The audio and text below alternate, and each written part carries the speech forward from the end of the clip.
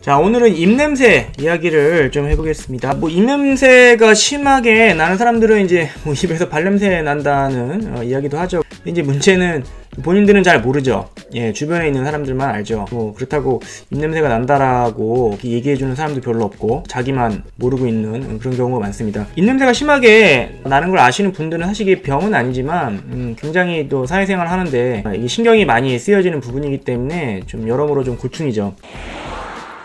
자, 그런데 이제 우리가 이제 마스크를 하루 종일 쓰고 있죠. 예전에 몰랐는데 이 마스크를 쓰게 되면서 우리가 이제 인지하게 되는 게 있죠. 바로 이제 자기 자신의 입냄새를 이제 맡게 되는 겁니다. 본인 입냄새를 못 맡다가 이 마스크를 하루 종일 착용을 하게 되니까 내가 입냄새가 나는구나, 내가 이런 냄새가 나는구나, 이게 인지하기 시작된 겁니다. 그렇기 때문에 이제 몰랐던 분들도 마스크 착용 이후에 이제 여러 가지 제품을 쓰시죠. 그래서 이제 뭐 이런 스프레이 타입으로 구강에 이제 어떤 냄새를 좀 제거해주는 스프레이 타입의 제품들도 많이 사용을 하시고, 그 뭐 백태 제거에 많이 쓰는 이 혀 클리너 같은 것들도 많이 씁니다. 그리고 이제 수시로 식사한 다음에 이제 양치하는 데도 좀 많이 신경을 쓰시는 편이죠. 이제 물론 이런 제품들을 사용하는데 하는 것은 뭐 일시적으로 좀 도움은 될 수 있지만 입냄새를 이제 완전하게 제거하는 데는 좀 힘들죠.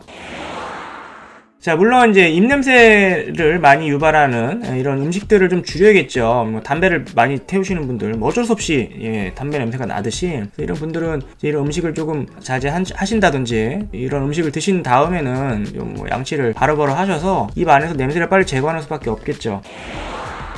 입냄새를 유발하는 가장 큰 원인은 이제 입속에 이제 사는 어떤 세균에 의한 원인이 가장 큽니다. 입안에도 세균이 살고 있는데 이런 세균으로 인해서 입안에 염증이 생긴다거나 어떤 음식을 먹었을 때 그 음식이 이제 치아에 있을 때 부패를 한다거나 그러면서 이제 냄새가 많이 유발되는 경우가 많습니다. 그래서 이 구강 내에 어떤 이런 세균에 의해서 냄새가 많이 나는데, 이 자는 동안 이 입냄새가 좀 많이 심해집니다. 이게 이유는 보통 우리가 이제 자는 동안에는 침의 분비가 잘 안 됩니다. 말할 때 평소에는 침이 분비가 되는데 자는 동안은 분비가 안 되거든요. 침이 우리가 이 입안에 어떤 세균을 억제하는 그런 효능도 갖고 있거든요. 그런 역할을 하는데 증식을 할 수밖에 없겠죠. 그래서 이런 유해균들, 입냄새를 유발하는 균들이 자는 동안에 이제 많이 증식을 하게 되니까 당연스럽게 입냄새도 아침 일어나면 많이 날 수밖에 없는 것이죠. 그리고 이제 구강 내에서 이제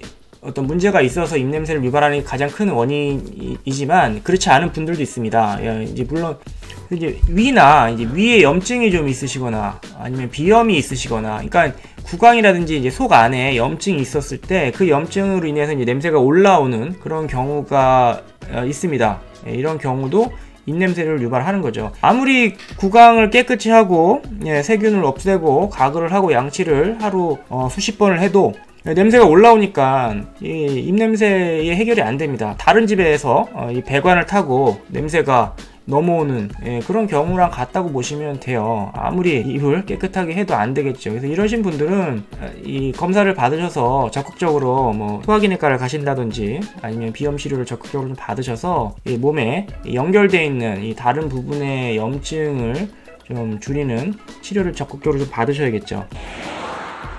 그래서 이제 이런 입냄새를 좀 궁극적으로 없애기 위해서 우리가 관리가 필요한데, 이제 가장 먼저 추천해드리는 건 이제 바로 프로폴리스입니다. 프로폴리스. 프로폴리스는 뭐 예로부터 뭐 여러 가지 항산화, 항균 작용, 요즘 또 항바이러스 작용 등의 이제 연구들이 많이 되어 있고 많이 사용을 하고 있죠.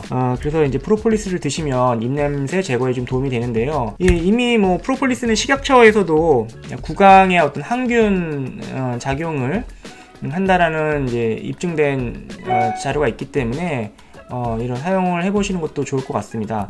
그래서 우리가 먹는 거 말고, 그러니까 캡슐이나 이런 거는 이제 넘어가니까 그런 거 말고 이제 구강에 있는 세균, 항균 작용을 우리가 요하는 것이기 때문에 이런 이제 액상 타입으로 되어 있는, 그냥 먹으면 맛이 굉장히 독하고요.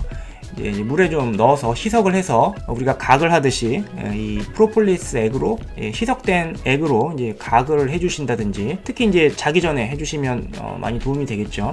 아까 말씀드린 것처럼 자는 동안에 어떤 그 세균이 있으면 증식을 함으로써 아침에 입냄새가 심해지니까 이제 자기 전에 사용을 하시면 많이 도움이 되겠죠. 그리고 이제 사탕 캔디 같은 경우도 도움을 많이 줍니다. 그 일전에 제가 프로폴리스 캔디에 대해서 한번 영상을 만든 적이 있는데 그 간단하게 말씀드리면 이 사탕이라고 다 똑같은 사탕이 아닙니다. 일단 프로폴리스 함량이 좀 높은 제품을 드시는 게 좋고요. 조금 들어있는 사탕은 무늬만 프로폴리스 캔디지 전혀 효과가 없거든요. 그렇기 때문에 함량을 좀 확인하셔서 제품을 고르셔야겠고요.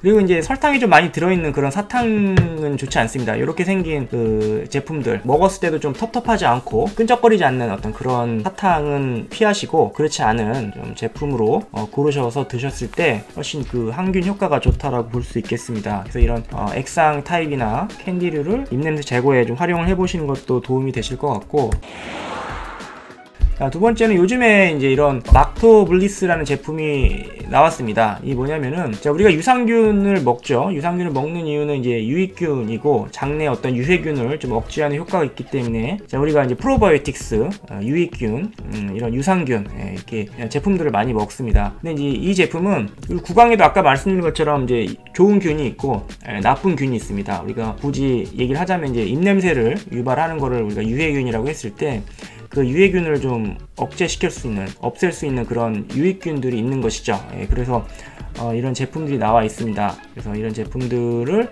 복용했을 때에 이제 그 입냄새를 유발하는 유해균들이 사라지면서 입냄새가 없어지는 것이죠. 이 제품은 이제 씹어 드시면 안 돼요. 천천히 입에서 녹여서 약간 입에 그 녹인 것을 이제 약간 머금고 계셨다가 삼키신다든지 이렇게 좀 천천히 드시는 게 좋습니다. 그러니까 꾹꾹 삼키면 안 되겠죠. 구강에 있는 균을 없애기 위해서 먹는 거기 때문에 천천히 녹여서 드셔야 되는 제품입니다. 그래서 요즘 최근에 이런 제품들도 나와 있기 때문에 우리가 먹는 유산균뿐만 아니라 입에 녹여 먹는 구강 유산균제도 입냄새 제거를 위해서는 좀 복용할 수 있겠다, 좀 소개를 드렸고요. 그래서 요약을 하자면, 자, 우리가 이제 마스크 착용을 하게 되면서 이제 나의 입냄새를 알게 됐습니다. 그래서 이제 입냄새를 없애기 위해서 좀 노력이 필요한데, 그래서 입냄새가 심하신 분들은 아까 말씀드린 것처럼 이제 구강 세균에 의해서 이 입냄새가 가장 흔한 원인이기 때문에 이런 입냄새를 유발하는 세균을 좀 잘 조절하시는 게 일단 제일 중요하겠고요. 그러기 위해서 제가 아까 이제 프로폴리스 제품, 또 이제 구강 유산균제, 이런 제품들이 시중에 나와 있기 때문에 그런 제품들을 좀 활용하시면 입냄새 제거에 좀 도움이 되실 것 같습니다. 그리고 이제 구강에 문제가 있지 않은데 입냄새가 나시는 분들은 위염이라든지 비염 등 이제 어떤 연결되어 있는, 구강과 연결되어 있는 부분에 어떤 염증이 있을 확률이 높기 때문에 이러신 분들은 병원에 방문하셔서 적절하게 치료를 받으셔야겠습니다. 감사합니다.